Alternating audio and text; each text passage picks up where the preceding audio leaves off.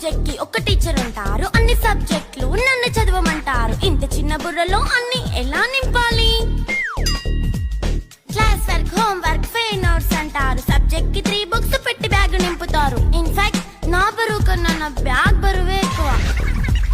క్వశ్చన్లు, ఆన్సర్లు, సర్ప్రైజ్ టెస్టులు తమ్మి దాటుకొని మళ్ళీ స్కూల్ వాన్ ఎక్కేసి అమ్మయ్య ఇక ఇంటికి వచ్చేసామనుకుంటే మార్క్స్ తక్కువ వస్తే చెయ్యాలి అసైన్మెంట్. రిపోర్ట్ కార్డ్ చూపిస్తే ఇంట్లో ఉన్న పనిష్మెంట్. హోమ్ వర్క్ చేయమంటూ మమ్మీ చంపుతుంటుంది. ట్యూషన్ టైం అయిందని డాడీ తరుముతుంటాడు. డాన్స్ క్లాస్ కి వెళ్ళమని తాతయ్య తిడతాడు. స్నాక్స్ తిని వెళ్ళమని నాన్నమ్మ ఆపుతుంది. ఇక అన్నీ అయిపోయాక కాసేపు టీవీ చూద్దామంటే మమ్మీ ఎంట్రీ ఇచ్చింది. బెడ్ ఎక్కమంది. చిన్న నాప్ తీసేలోపు తెల్లారిపోయింది.